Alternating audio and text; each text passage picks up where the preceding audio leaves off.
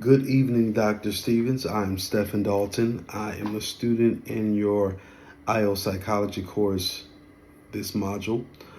Excited to be here, excited to do this project. I am a legalman in the Navy, which is the equivalent to a paralegal in the civilian world. And what our job entails is administering legal assistance as well as handling military justice here in the Navy. So, IELTS psychology is very important to me because I kind of fell into it through my job as a legal man.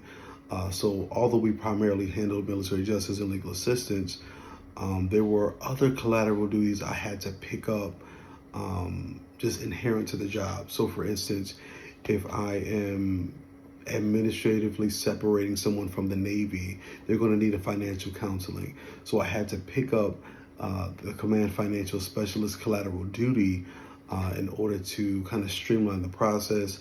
And although it feels like it's more work, it made me a more well-rounded sailor. So I benefited from it. So I wanted to go into even just defining organizational psychology. So in my own words, organizational psychology is the study of workplace behavior.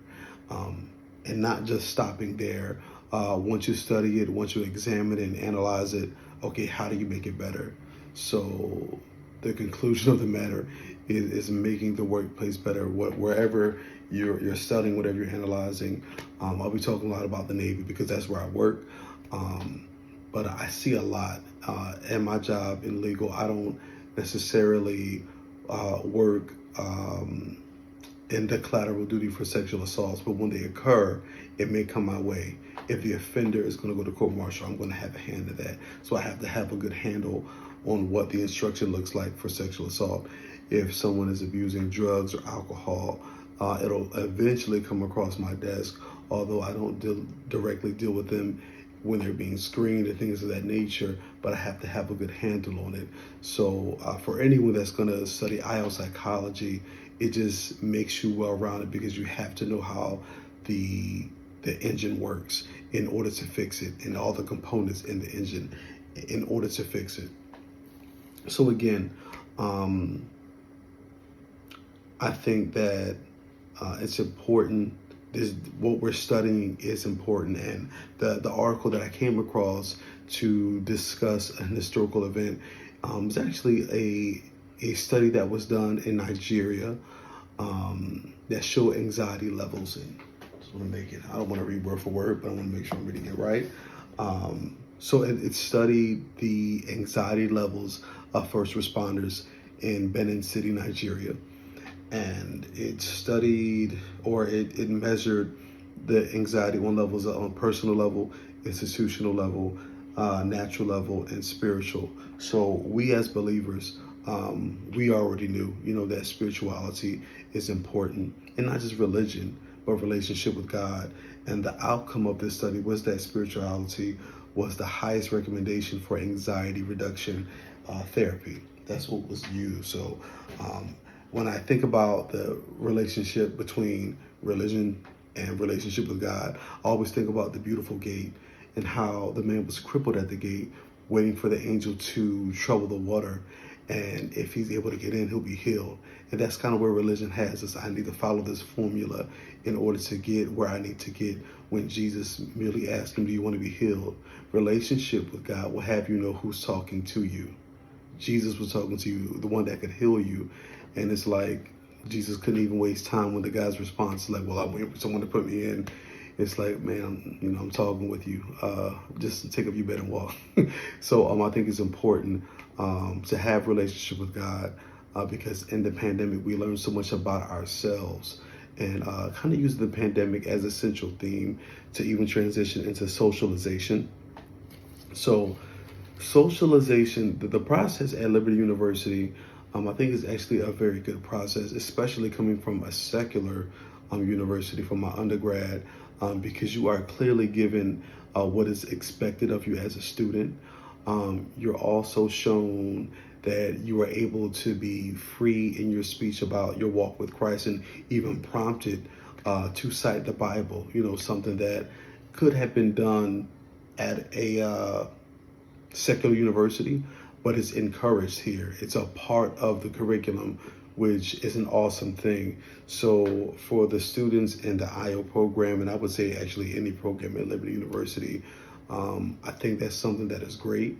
And I think just the fact that the expectations, you perform well because you know what's expected of you. And you're also made aware of what help is there for you also.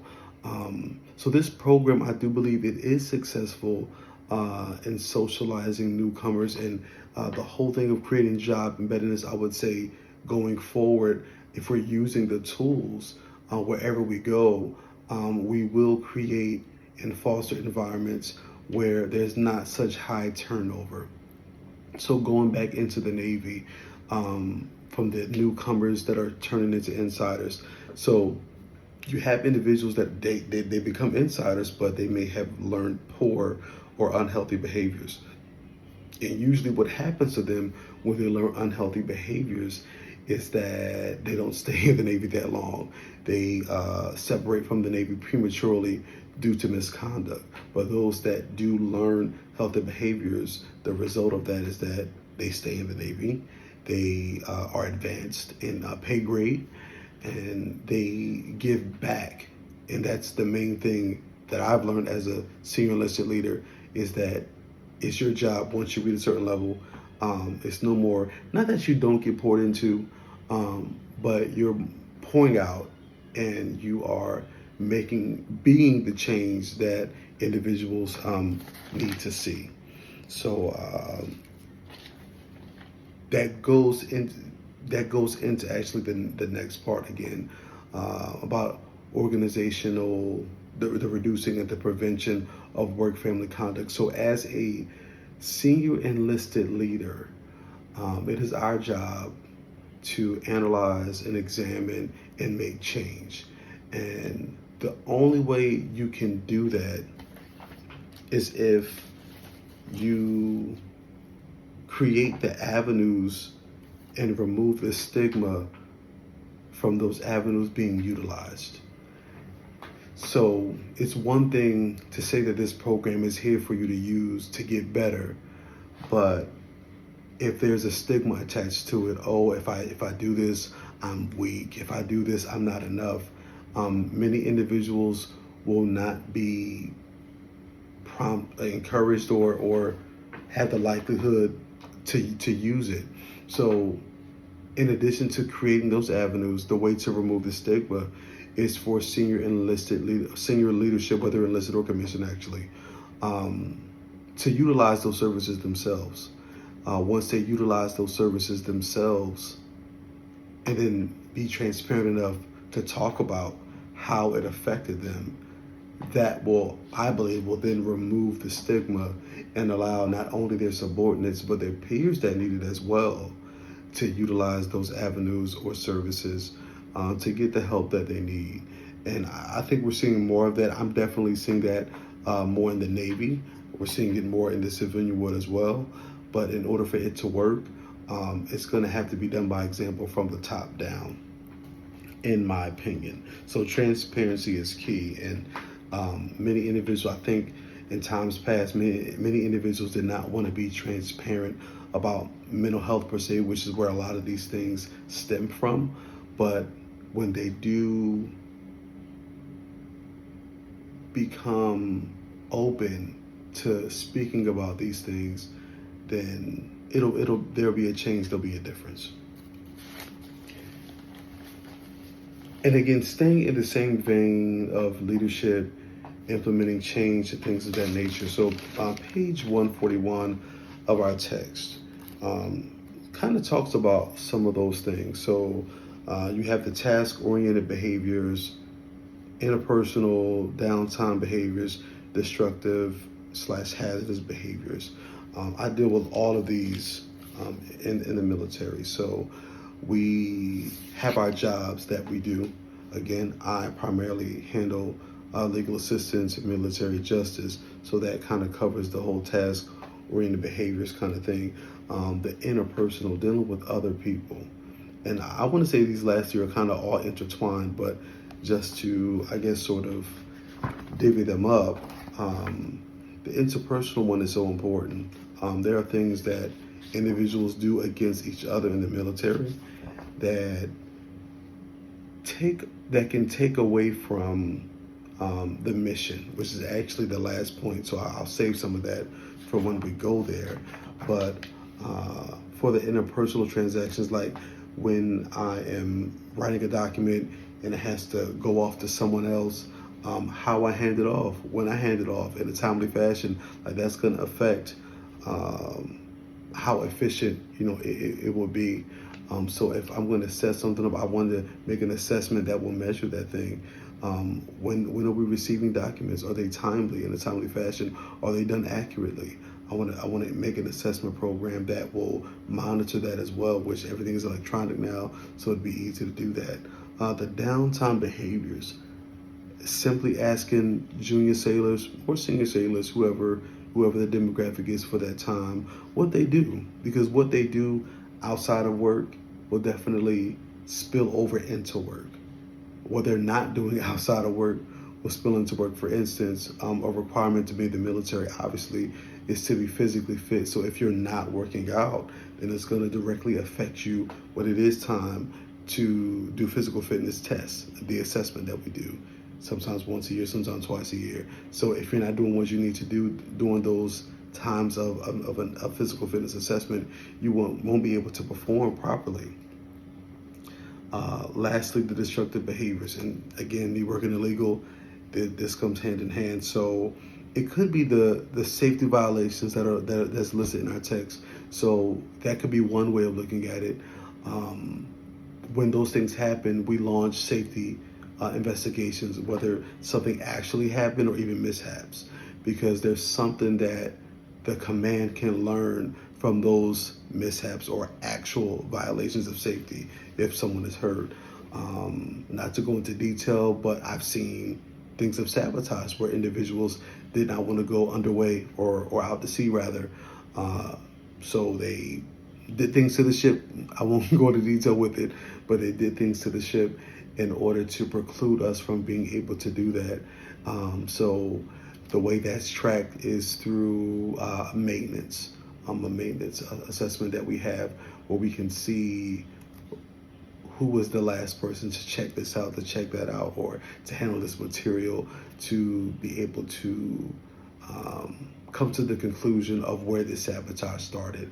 So if I was to make an assessment, it would measure all those things. And again, just speaking from a naval sailor, I would do an assessment for those four items, and a lot of it might be questionnaires, a lot of it might be just investigation, especially if it's something of a safety violation or something like that.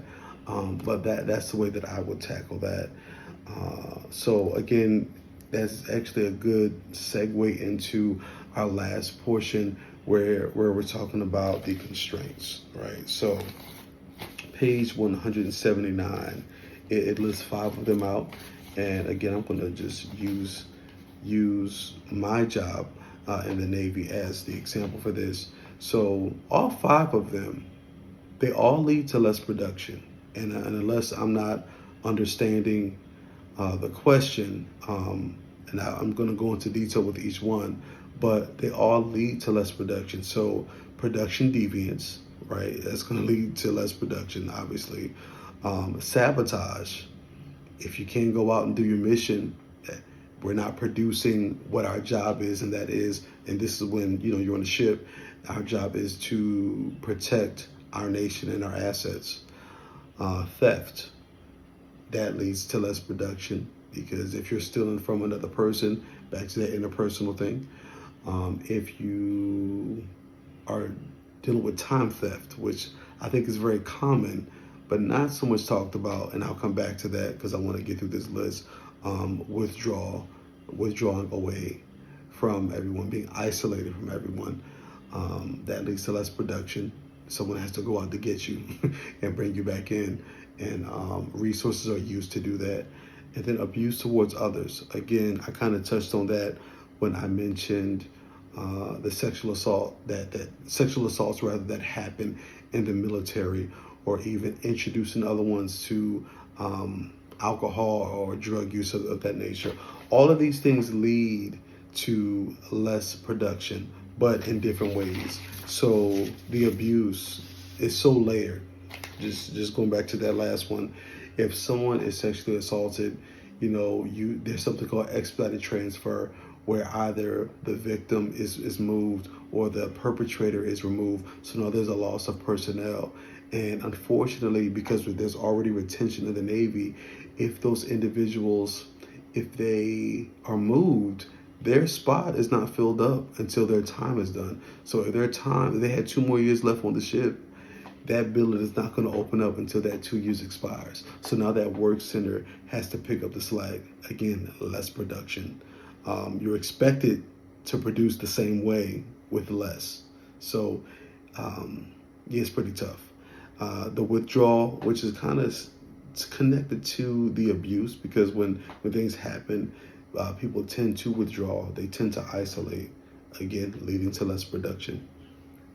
Time theft. I wanted to really get on that, especially in the admin jobs. I started out in engineering, but now I'm in an admin job, and I see it all the time, where individuals are surfing the internet on social media when they could be working, when they could be doing something more productive, managing their time much better, and that doesn't happen. So all these things will go against you, or go against the organization as a whole when they are enacted.